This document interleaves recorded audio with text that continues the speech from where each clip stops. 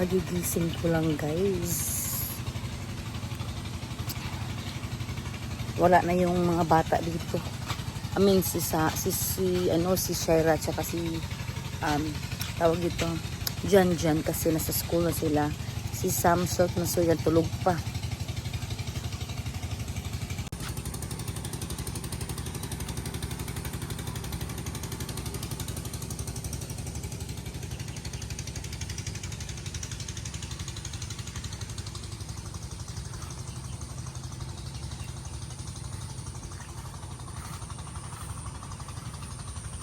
May tanim na yung palay ni Papa, oh.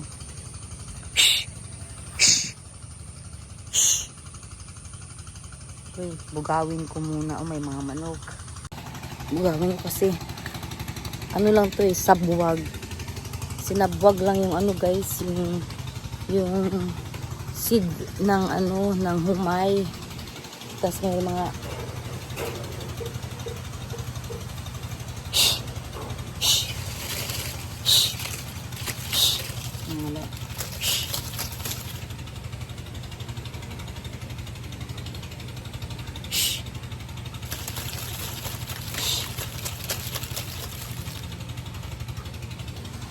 manok. Kunain yung mga humay. Manok lang din ni Papa. Ayan. Binugaw ko. Kasi kainin lahat ng seedlings. Happy ako guys dahil dumating na yung Starlink at nilagay na sa bubong. Diba? Ito guys, ipakita ko sa inyo yung Starlink namin dito sa bukid. Ayun. Ayan. Ayan. Ayan yung aming Starlink. Ayan. Makapag-upload na ako dito guys ng mabilis dahil sa Starlink. Kasi dati yung internet namin ay tag 1-2. Tapos ang bagal-bagal dito guys. Tapos pag umulan siya, hindi siya mabilis kasi muulan.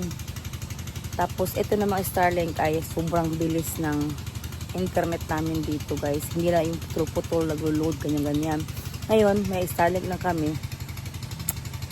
Makapag-upload na ako ng mabilis. At saka, kahit mahal guys, mahal yung monthly nito, 3.8. Pero worth it naman dahil sa internet dito ay ang bilis-bilis. At saka maraming user nakagamit yung mga pamangkin ko, yung mga kapatid ko yan. Kasi marami kasi kami guys na family. Pero dito, pag wala na kami dito, pag umalis na kami dito, ang tumira lang dito is yung mama ko, papa ko at saka dalawang pamangkin ko. The rest is meron sa sariling bahay. Pumupunta lang yan sila dito pag nag-visit sa mama at papa ko.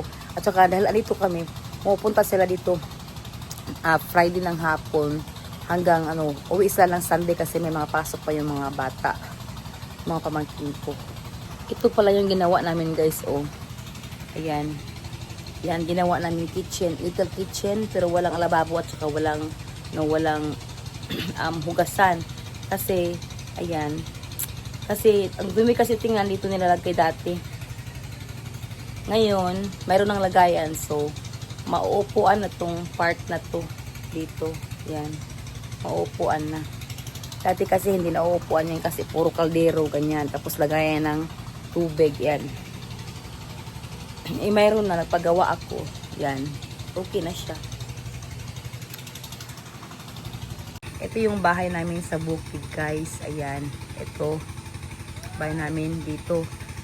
Yung hindi pa to gawa, yan yung titirhan ng mama ko, yung maliit na bahay.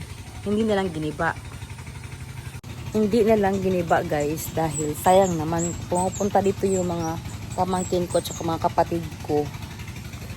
Diyan sila natutulog dito. Ito sila natutulog sa maliit na payag. Ito pa yung CR nila dati. Dito yung outside restroom nila dati. Dito. hindi na siya maganda kasi sa harap siya ng gate doon. So, ang ginawa ko, nilipat ko doon dito. Parang bukid CR lang din sa labas, guys. Pero hindi kami dyan gumagamit. Sa loob kami gumagamit. Ang gumagamit lang dyan is sila mama, mga kapatid ko, ganyan. Kaya, sila lang mama gumagamit. Ayan, sa labas. May dirty kitchen, may dirty CR din sa labas. Diba? Ganito lang talaga sa bukid. Hindi kami guys, hindi kami nag-stay ng mahaba doon sa guys, sa bahay namin sa city dahil sobrang init doon. At saka, tawag ito, walang pupuntahan. Hindi ka makapaglakad-lakad ng ganito, all around, ganyan dito sa amin. Hindi ka makapaglakad ng all around dahil sobrang init. Lagi ka nasa loob ng bahay. At saka doon kasi, tawag dito, maraming bahay na nakatayo doon sa amin. Parang walang hangin ba nakapasok. So dito, sa bukid, diba, maganda, yan. Semento yung paligid, ayan, sinemento ko yan, paligid, para makapag laro sila pag tag-ulan. Kasi kung hindi to sinemento, grabing putik dito, guys. So, yan ang daanan namin papunta doon. Tingnan nyo, sa tingin nyo is malayo, malapit lang yan, guys, papunta doon sa kalsada.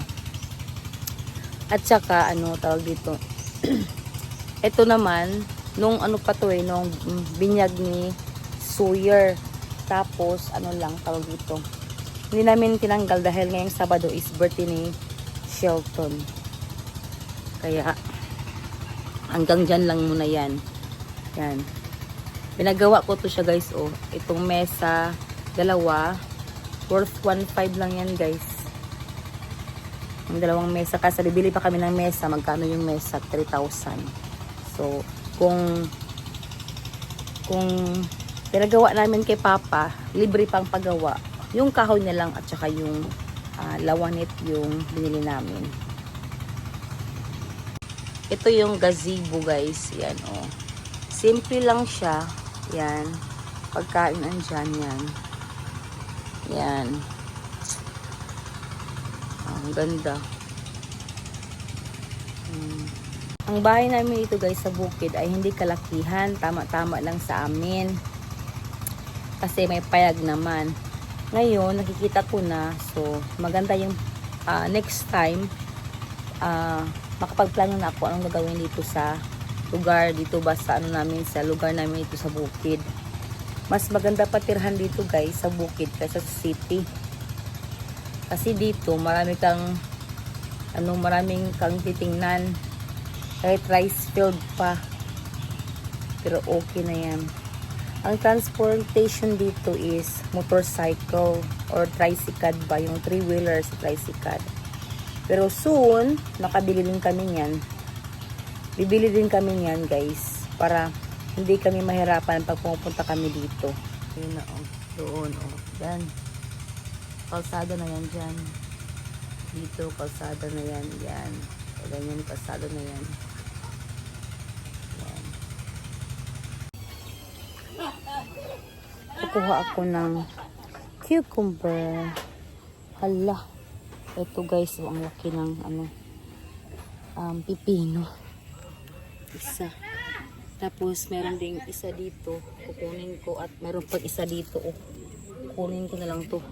3 lang yung bunga niya, guys. Ay, hindi pala. Meron pa pala dito. Yan.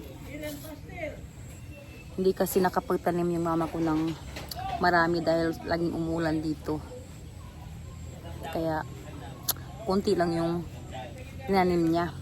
So, kukunin ko lang tong guys, yung pipino. 4 na piraso lang naman. Yan.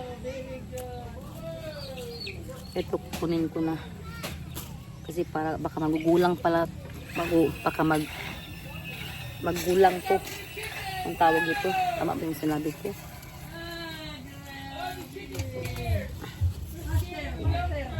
So, yan. Aalis kami ngayon guys. Magsiswimming kami sa pool. Ayan, kasama ko sila papa. Excuse me, mga bata. Sila mama, mga... kami lahat. Ayan sila, ready na. Ayan, nagpajama. Nasa ilalim yung kanyang swimsuit. Oh! Sama na, uy. Sama mo maglangoy, madaan lagi ng umay tubig.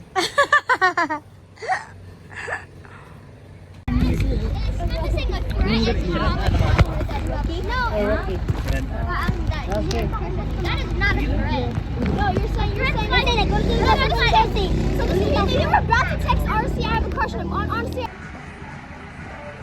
Dito na kami.